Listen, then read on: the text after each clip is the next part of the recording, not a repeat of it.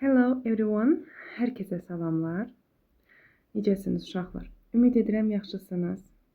Deməli, bu günləri istədim sizlə mətn üzrə iş prosesi necə yerinə yetirilir, onu izah edeyim. Bir çox uşaqlar deyirlər ki, mən söz bazam zəifdir. Mətn üzrə işdə çox zəifəm, edə bilmirəm. Bir çox uşaqların ən böyük problemlərindən biridir. Birincisi, mətn etmək üçün yaxşı bir söz bazası olmalıdır ki, uşağın həm dinləmək üçün də, həm də mətn üzrə iş üçün söz bazasının olmağı çox vacibdir. Ona görə də çalışın boş vaxtlarınızda söz bazanızı artırın. Yay ərzində də artıq yay tətilidir. Bilirəm, biraz dəftər kitabdan uzaq olmaq istəyirsiniz, amma etməyək tənbəllik, özümüzə gündəlik olaraq limit qoyaq ki, bu günləri mən bu qədər söz bazamı genişləndirəcəm. Kör-körənə də etməyin uşaqlar, elə də bir yadda qalmır. Söz bazasını genişləndirmək üçün mən sizə tövsiyə edərdim ki, kitablarda mətnlər oxuyasınız, qısa mətnlər və oxuduğunuz mətnlərdən bilmədiyiniz sözləri seçib qeydini götürəsiniz və sonra yenə həmin mətni bir də oxuyasınız. Artıq bu formada daha yaxşı sizin sözlər yadınızda qalacaqdır. Yaxşı, bəs yaxşı söz bazam zəifdir. Mən necə edim ki, mətni tərtib edeyim testlərdə? Bunun da asan yolları var.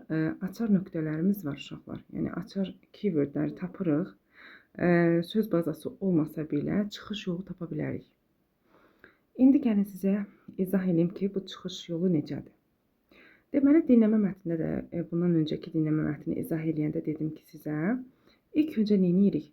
Suallara baxmaq lazımdır. Mətni oxumamışdan öncə suallara baxın və açar sözlərin altından xətt çəkin. Sizə hansı sual verilir? O sualda, hansı sualdakı sözə diqqət eləmək lazımdır. Məsəl üçün, passage mainly about var burada. Bax, birinci ona baxmırıq, onu oxumayacağıq. Çünki onu axıra saxlayıram. Ümumi bütün sualları oxuyanda başa düşəcəm ki, mətn nə haqqındaydı. İkincidən başlayıram mən eləməyə, suallara baxmağa. İkincidə bizə deyir ki, what does the taste of honey depend on? Deməli, balın dadı nədən asılıdır? Bax, əgər bunun tərcüməsini bilmədik, bax, altından xətt çəkirəm, açar sözüm nə olsun mənim? Taste of honey. Bax, taste of honey-nin altından xətt çəkdim. Və mətni oxuyanda mən bu sözü görəndə gəlib bunun cavabını yazacağım. Avtomatik olaraq tapdıq birincini, ikinci sualın cavabını. Üçüncüdə deyir ki, düz olanı axtarın. Düz olanı axtarın deyəndə uşaqlar, əsasən inkar olan sözləri çıxın. Əgər səhvi axtarın deyirsə, onda düzləri çıxırıq, səhv olan, inkar olan variant hansıdırsa, onu saxlayırıq. Misal üçün, əgər cümlədə only varsa, never varsa, inkar bildirən fikirlər varsa, bax, bunlar yanlışdırlar. Düz axtaranda biz bu yanlışları çıxırıq. Bax, üçüncü sualda bir A variantı da deyir ki, some bees are accidentally killed by beekeepers. Bəzi arılar təsadüfən, yəni bal saxlayanlar tərəfindən öldürülür. Burada bir negativlik var. Yenə də bunu dəqiqləşdirərik, A qalsın, amma yəni inkar bir fikir verir, bu da yanlış olacaq. B variantında deyir ki, uşaqlar, honey was never used instead of sugar. Bax, dedim ki, sizə never, only. Varsa çıxıram. Çünki niyə? Bu bir inkar fikirdir. Ona görə B-ni atırıq. C variantında deyir ki, beekeepers are people who can only sell honey. Bax, only var da, görürəm ki, biraz inkar fikir var. Ona görə bunu da ataram mən. D variantını çıxıram. Bees can get energy from nectar. Bu qalsın. Burada bir inkar bir fikir görmürəm. Deyir ki, arılar nektardan çəkirlər. Bəli, düzdür. E variantında isə deyir ki, bees can eat everything except honey.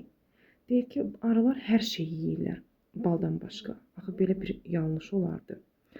A-nı da eləyərəm, çünki burada bir negativlik var idi. Deməli, avtomatik olaraq A-nı, B-ni biz C-ni elədik, yenə də elədik, qaldı D variantı. Mətni hələ oxumadan biz bunları elədik. Keçirik dördüncü sualda. Dörddə də bizə deyir ki, uşaqlar, before producing, nə istəyir bizdən? Complete the sentences according to the passage.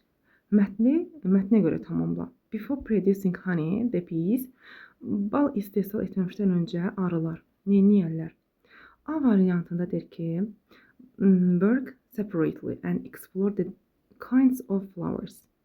Ayrı-ayrılıqda axtararlar güllələri. Yox, separately ayrı-ayrılıqda deməkdir. Ona görə A yanlış olardı uşaqlar. B variantında deyir ki, act in group and find out the place of best flowers. Deyir ki, qrup şəklində işləyib ən yaxşı gülləri axtararlar. Məncə bu düzdür. Biz necə fakt cümlələri olanda, faktlı olan mətnlər olanda bunları işləmək daha asandır. Faktdır da, biz bilirik ki, arılar neynir? Qrup şəklində axtarır da, düzdür. Ona görə B variantı düz olar. Sonra C variantında deyir ki, paid with sugar by beekeepers. Bağsaxlayanlar tərəfindən şəkər yedizdirilir. Bu yanlışdır da, belə bir müayinə gəlir. Verirlər amma qısa bir müddətə, məsələn, arının balı belə qutaranda, amma bu da onun üçün gəlməz, bizim mətnimizə uyğun gəlməz. D variantında deyir ki, are kept in special boxes and protected. Bax, bizdə deyir ki, before producing honey. Bal istehsal etməmişdən öncə, elə? Niyə xüsusi qutuda saxlanılsın, qorunsun? Ona görə də yanlış çıxar. Y variantında A given enerji verilir, yox, düzgün deyil. Deməli, bal istehsal etməmişdən öncə arılar qrup şəklində işləyirlər və gedirlər ki, ən yaxşı güllər tapsınlar. B variantı uyğun gələr. 5-də də deyir ki, false istəyir bizdən. Bees make honey in all seasons. Bütün fəsillərdə deyir, arılar bal düzəldirlər. Bax, bizdən false istəyirsə, elə bu falsedur da, səhvdir. Bütün fəsillərdə niyə qışda gedib bal çəkəsi deyil ki? 2-də deyir ki, honey is a thick product with a sweet taste. Bəli, qalın bir məhsuldur, yəni və dadlı, şirindir. Bu düzdür. 3-də deyir ki, honey is used to treat sore throat and cold. Bal deyir, boğaz ağrısında, xəstəlikdə, yəni soyuq dəymədə istifadə olunur. Bəli, bu da düz olar. 4-də də deyir ki, honey collection is a recently invented activity. Deyir ki, bal toplamaq son zamanlarında kəşf olunmuş bir fəaliyyətdir. Xeyr, bu qədimlərdən artıq balla məşğul olmağa başlayıblar. Deməli, bu da yanlışdır. 4 ilə 1-ə biz yanlış kimi götürürük. Amma fikirlərimizi dəqiqləşdirmək üçün mətni gözdən keçirməyimiz vacibdir. Dəqiqləşdirmək üçün. İndi ümumi nədən danışıldı? Passage mainly about. Biz bildik ki, arılardan danışıldı, düzdür. People who prefer honey. Deyir ki, mətn nə haqqındadır? Bal üstün tutan insanlar haqqında. Xeyr, məncə bu ondan danışılmadı, düzdür. 2-də deyir ki, the main ingredient of honey, balın əsas tərkibi. Bundan da danışılmadı. C variantında da deyir ki, a natural product made by bees, arılar tərəfindən düzəlmiş təbii məhsul. Bəli, bu elə baldır. Ona görə C variantı düzgün variantımızdır. Gördünüz, oxumadan belə biz bunu tapdıq. Ümumi sualları oxuyaraq. D variantında da deyir ki, people who look after bees, arıların qayğısına qalan insanlar. Yox, bunlardan danışmaz. Y variantında different types of honey, balın müxtəlif növləri. Yox, bu da yanlışdır. Belə bir qavamıza bir şey çıxmadı. C variantını götürürük biz. İndi gəlin bir dəfə mətni gözdən keçirək. Honey is a golden product made by honey bees during the summer. Deyir ki, bal qalın, qatı, qızılı məhsuldur. Yay ərzində arılar tərəfindən düzəlilir. Honey is a natural product. Bal təbii məhsuldur. It has a special sweet taste, which some people prefer to sugar. Deyir, onun xüsusi şirin dadı var. İnsanlar onu şəkər əvəzinə istifadə edirlər. Before sugar was invented, people use honey instead of it. Şəkər kəşf edilməmişdən öncə insanlar onu şəkər əvəzinə istifadə edirdilər. Burada olan deməli qarşımızda variantlardan belə bir şey çıxmışdı bizim. Hansında? 3-cü sualda var idi mi? Bəli, var idi. 3-cü sualda bizə deyirdi ki, honey, B variantında 3-ün B-sində honey was never used instead of sugar.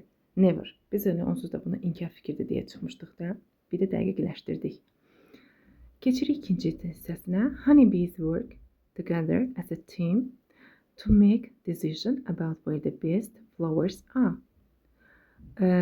Bal arıları birlikdə işləyirlər qrup şəklində və qərar gəlirlər ki, ən yaxşı güllər haradadırlar. Bu da bizim qabağımıza çıxmışdı. Deməli, 4-cü sualdaydı. Before producing honey, the bees act in group. Görürsünüz, qrup şəklində and find out places of best flowers. Gördünüz, bu sualın cavabı da buradaydı. 4-də B. The color, taste and smell of honey can vary greatly depending on the types of flowers that the bees collect nectar from the honey. Nectar from. Bunun isə ikinci sualdır. Bax, taste of honey depend on. Nədən asılıdır? Biz burada götürmüşdük B variantını. Types of flowers. Bax, gülün, yəni növlərindən asılıdır. Bəli, bu düzgün variantımız 2-də B variantıdır. Honey is a good source of food for bees. Nectar is a main ingredient is honey and also the main source of energy for bees. Nektar deyir, əsas ingredientidir balın. Əsas, yəni düzəldilməsi ingredientidir və əsas enerjinin, arılar üçün əsas enerji mənbəyidir. Medical researchers show that it's also useful to use honey in the treatment of sore throat and cold. Deyir ki,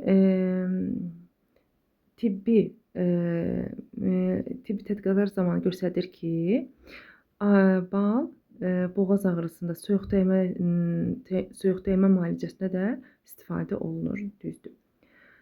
Sonra, 3-də deyək ki, honey collection is an ancient activity that goes back more than 10,000 years. Bal toplamaq qədim fəaliyyətdir və 10.000 il bundan öncəyə gedib dayanır. Bax, bu var idi 5-ci sualın 4-cüsündə. Son zamanlar demişdi. Deməli, bizə yanlış idi deyənə, bunu götürmüşdük. Yanlış axtarırdıq deyə. Honey has become more and more popular nowadays as a healthy food.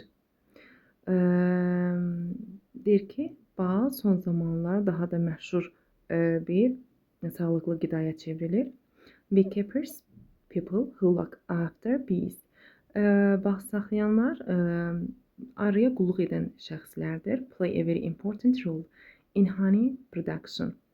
Deməli, bal istehsal etməkdə mühüm rol oynayırlar onlar da. They take out honey without causing problems for bees. Onlar balı heç bir arıya zərər dəymədən yəni götürə bilirlər.